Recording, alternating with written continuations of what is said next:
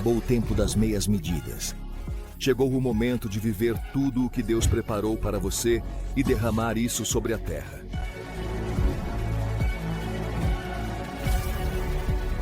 Treine-se para despertar esta geração.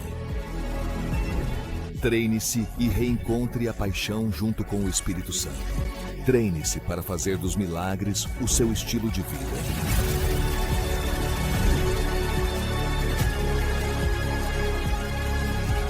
Treine-se para que o sobrenatural se torne natural na sua vida.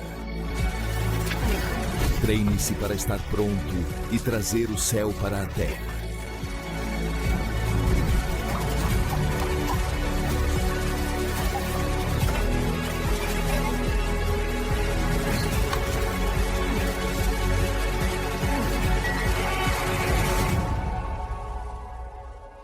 Empower 2025, o ano do treinamento e do fortalecimento espiritual. Ok, perfeito. Nós vamos começar uma série. Este ano nós faremos séries. Este ano nós faremos seminários. Este ano nós vamos treinar vocês a ler a Bíblia, ter um tempo de qualidade com Deus, crescer na fé e nos dons do Espírito Santo. É isso que o Senhor nos disse. Estamos prontos. E esta série, que faz parte do Empower da Palavra do Ano, eu a intitulei Intimidade com Deus, a força da oração no secreto. E nós vamos descobrir o quanto é importante essa passagem que acabamos de ler. Mas tu, quando orares, entra no teu quarto. É ali, no secreto do teu quarto. Ok, mas antes de entrarmos, vamos observar que será uma série, não vou dizer tudo hoje. Hoje vou abordar 2 pontos. Mas vamos começar a entender o que significa intimidade. Pergunte à pessoa ao seu lado, o que significa intimidade?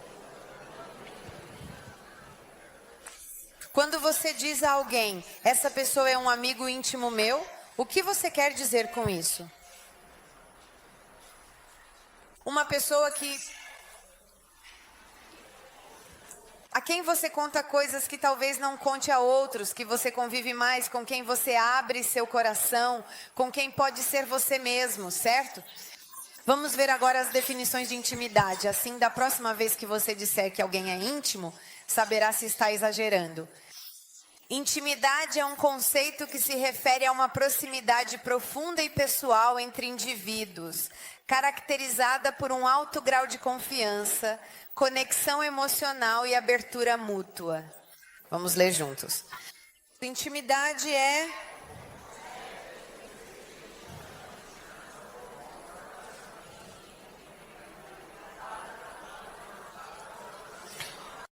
conectado, conexão emocional. Digam como é. Conexão emocional é caracterizada por conexão. O que significa se conectar? Que existe um vínculo, então a intimidade tem a ver com um vínculo com alguém, é uma conexão emocional, digam como é, emocional, e uma abertura mútua. Não existe intimidade onde só eu conto e o outro escuta, isso se chama psicólogo, é outra coisa. Deus certamente também nos escuta, mas Ele participa e Ele nos conta coisas. Já não vos chamo servos, vos chamo amigos, porque vos contei tudo. Portanto, Jesus está dizendo, eu não trato vocês como pessoas que trabalham para mim. Eu trato vocês como amigos, porque contei tudo a vocês. Cada coisa, tudo o que ouvi do Pai compartilhei com vocês. Outro aspecto, vejamos. Estado de familiaridade, afeto e conexão emocional profunda entre 2 ou mais pessoas, no qual há uma partilha aberta de pensamentos, sentimentos, experiências e vulnerabilidades. Portanto, nós devemos compartilhar tudo, pensamentos, sentimentos e devemos ser vulneráveis. Digam comigo, vulneráveis. Vamos então ver os 3 aspectos da intimidade. 4. Os 4 aspectos da emotividade. Emotiva, digam comigo, emotiva. Então é a capacidade de compartilhar e compreender as emoções. Física refere-se ao componente físico, onde inclui abraços, carícias e qualquer outra forma de sentimento profundo.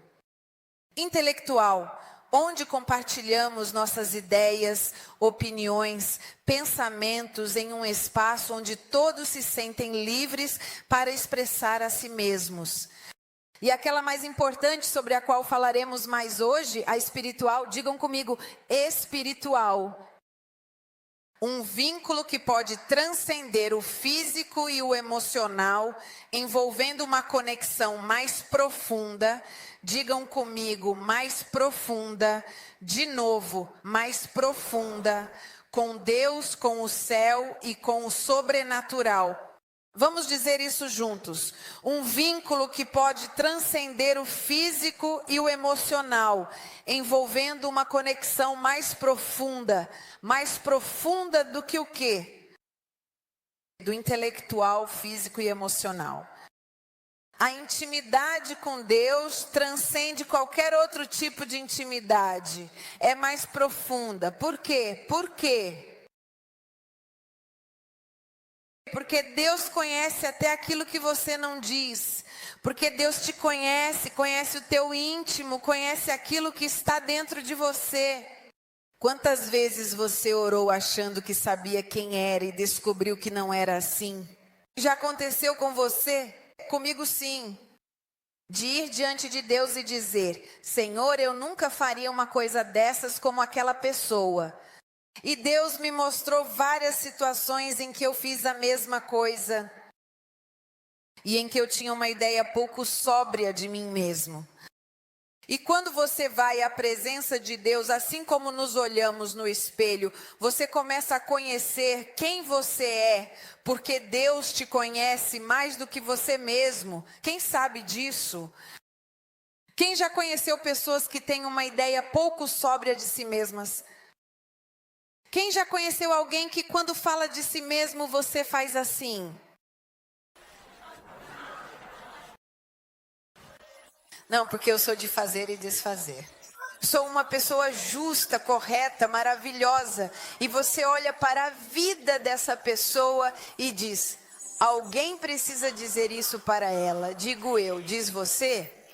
Não. Então Deus fará com que nos conheçamos por isso.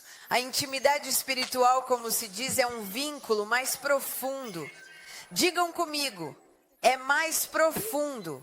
É uma conexão mais profunda, porque é uma conexão com Deus, com o céu e com o sobrenatural.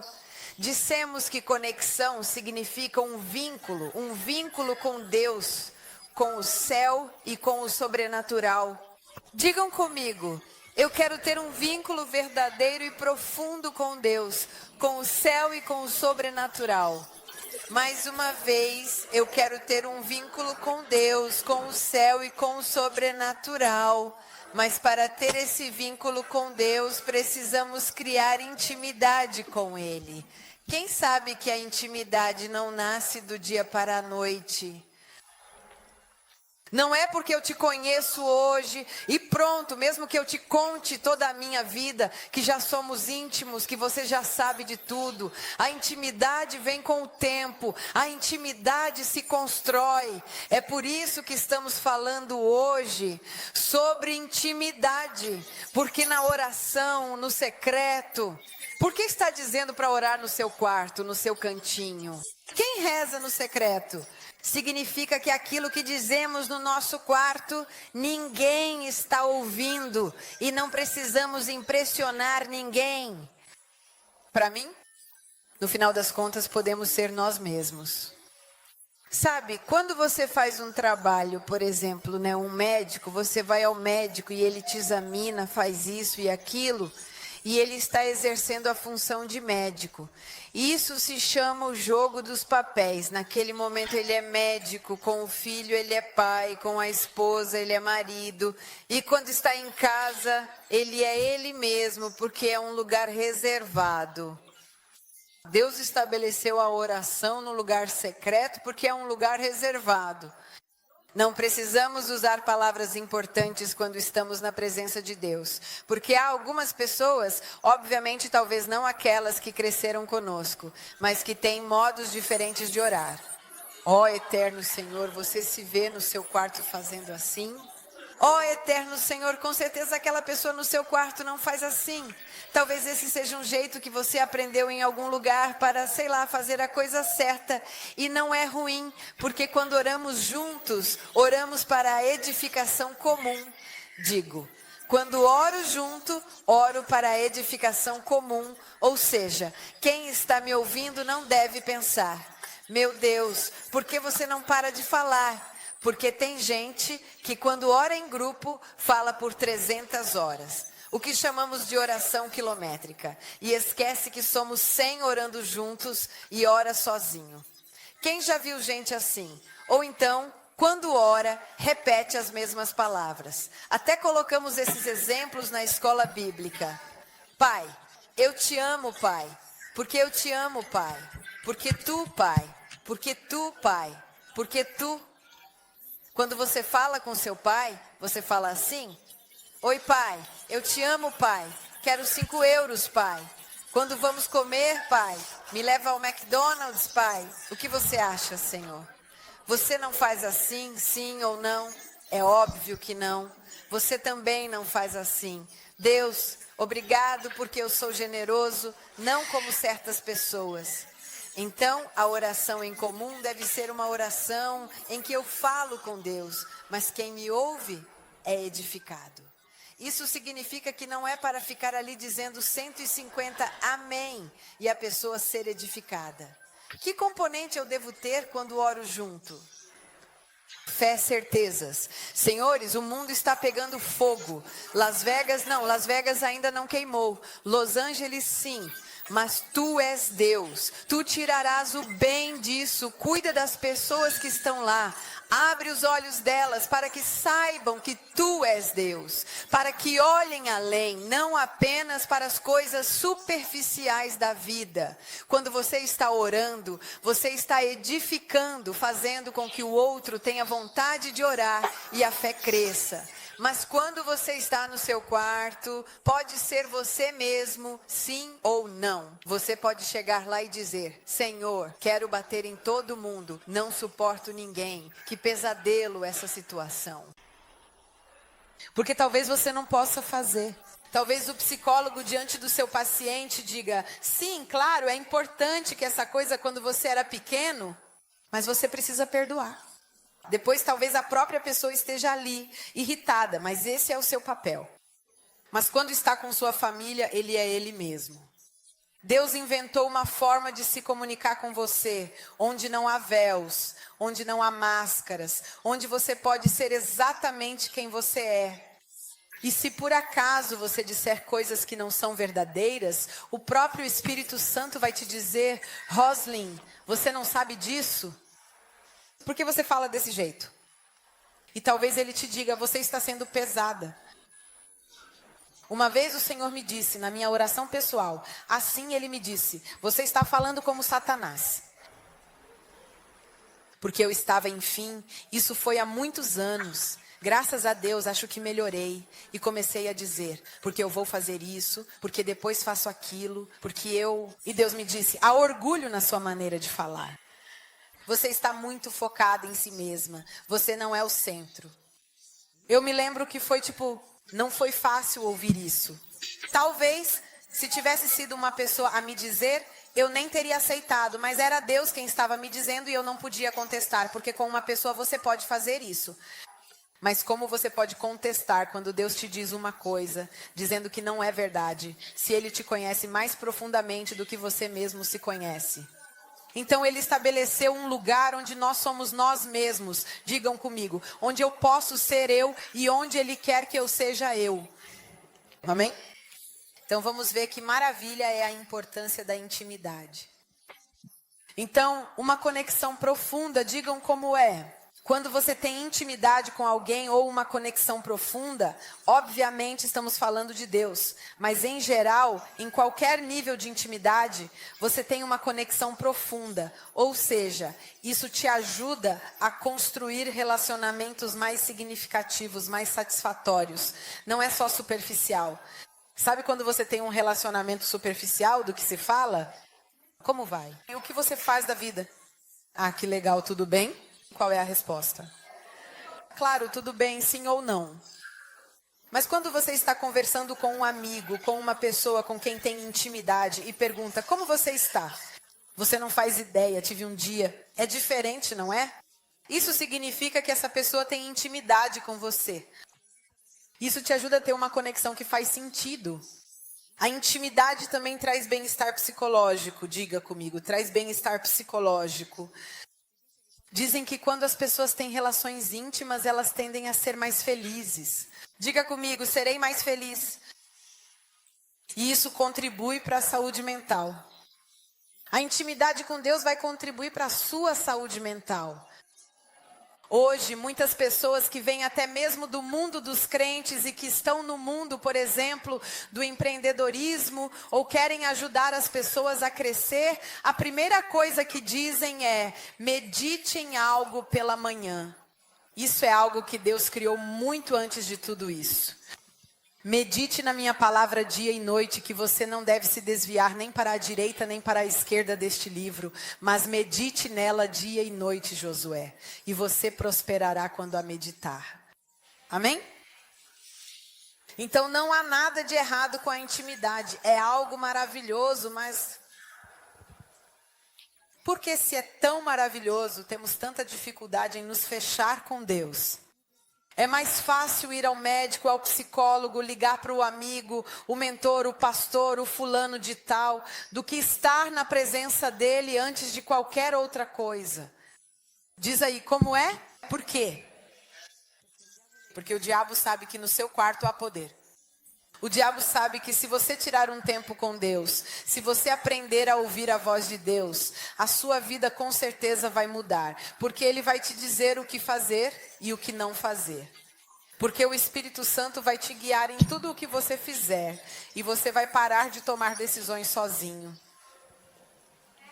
E porque Ele sabe disso, vai fazer de tudo para que você não chegue lá. Quem aqui sabe disso? E vamos falar sobre isso daqui a pouco, sobre como vencer essa situação. Então vamos ver quais são os elementos essenciais para ter intimidade. A primeira coisa essencial para ter intimidade é a vulnerabilidade. Vocês sabem o que é vulnerabilidade? E o que significa ser vulnerável? Olhem, significa se expor emocionalmente e enfrentar a possibilidade de ser ferido, tanto fisicamente quanto emocionalmente. Mostrar os próprios sentimentos, incluindo emoções de tristeza, alegria, medo, ansiedade, sem medo de ser julgado. Ser vulnerável significa se mostrar exatamente como somos. Quando você entrar na presença de Deus, não precisa chegar lá para mostrar a Deus que você é bom e incrível porque está lá rezando. Quando você chega lá, deve mostrar tudo a Deus. Mas Deus já não sabe? Sim, mas conversando com Deus, você vai perceber coisas que nem mesmo sabe. Deus já estabeleceu a oração muito antes de todos os psicólogos. Mas quem estudou um pouco de psicologia sabe que a psicologia freudiana, que é aquela em que você se deita em um divã e fala sozinho, você se senta lá e fala. Por quê? E chega a dizer, quando você fala, você se entende. Imagine quando você fala com alguém que te vê por dentro e que você não pode mentir porque ele lê seus pensamentos antes mesmo de você abrir a boca. A Bíblia diz que ele já sabe o que você vai dizer. E então ali é para fazer um check-up. E quando você está na presença de Deus, esse é o único momento estabelecido pela Bíblia que é só seu. Não é o momento de orar pelos outros, você poderá fazer isso depois. Não é o momento de ler a Bíblia, você fará isso antes ou depois. Esse é o momento totalmente concentrado em você. Ah, mas é uma oração egoísta? Sim, parece. Mas a Bíblia diz que você deve amar o seu próximo como ama a si mesmo? E então esse é o momento em que o Espírito Santo vai te ensinar a se amar. Esse é o momento em que o Espírito Santo vai te ensinar quem você é. Esse é o momento, e aqui está a melhor parte da oração, onde seremos realmente amados exatamente como somos. Eu te amo, mas você deveria mudar nisso. Eu te amo, mas... Deus quer nos dar uma dica de como mudar, mas Ele nos ama antes que você mude. Sabe aquelas pessoas que dizem, eu te amo, mas você precisa fazer isso? Ele diz, eu te amo e o meu amor será tão intenso que você vai querer mudar. Amém.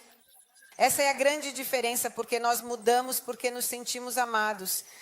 Uma pessoa plenamente amada tem mais facilidade para mudar. Isso serve para os animais, para os adultos, para todos os outros.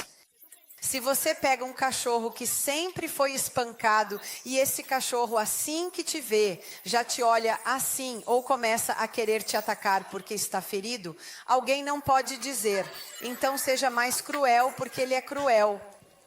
O que será que é preciso fazer? Dar amor até que o cachorro se acalme e entenda que você não quer bater nele. E quando ele se acalma, então ele responde com amor.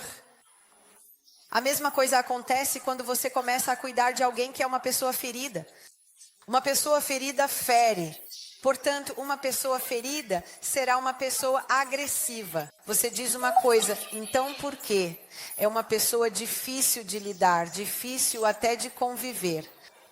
Quem conhece pessoas que só falam de Jesus na causa? Dove la persona crítica sempre é uma encrenqueira. Se essa pessoa é uma pessoa ferida, se a maneira de ajudá-la é dizer que será difícil. Portanto, quanto mais amor você der, mais a pessoa se sentirá amada e aceita, mesmo que ela seja desagradável, e então começará a mudar. É por isso que Deus nos amou primeiro. Ele não esperou que você mudasse, não chegou dizendo, então mude tudo e depois eu te amo. Ele disse, eu te amo. Deus, mas eu sou horrível. Eu te amo mesmo assim. Mas eu sou um bandido. Eu te amo mesmo assim. Mas eu sou um monstro. Eu te amo até mesmo sendo um monstro. E o amor de Deus transformará o nosso modo de ser e nós mudaremos porque somos muito amados, não porque somos muito criticados. Amém. Essa é a enorme diferença que Jesus veio trazer aqui à terra. A mulher que era adúltera e todos diziam, você é adúltera, uma mulher adúltera? Não só era assim, ficaram sabendo. Eles pegavam essa mulher pelos cabelos, a levavam por toda a cidade. Enquanto as pessoas viam aquilo e jogavam todo tipo de coisa nela, diziam todas as palavras possíveis e imagináveis até chegarem ao templo. E dali ainda jogariam pedras nela e a matariam. Pense nisso. E Jesus olha para aquela mulher que merecia correção porque ela estava errada, não estava? Sim. Mas ele olhou para ela e a amou. E disse, eu te perdoo, vai e não peques mais. E não a julgou. E isso mudou tudo. Amém. A prostituta se sentiu amada, tão amada que decidiu nunca mais se prostituir. Lembremos, não é dizendo está tudo errado, que as pessoas mudam, mas sim demonstrando o amor de Deus, mesmo quando estamos péssimos e não indo embora, mesmo quando temos todos os motivos para nos afastar daquela pessoa, é que a pessoa mudará. Esse é o tipo de amor de Deus. Amém. Portanto, seja vulnerável na presença dele. Se você quer ser curado, se você quer mudar, chegue diante de Deus assim. É verdade, Senhor. Eu odeio isso, faço aquilo, erro nessa coisa, não suporto aquela outra, digo que vou fazer e não faço, marco compromissos e depois não vou.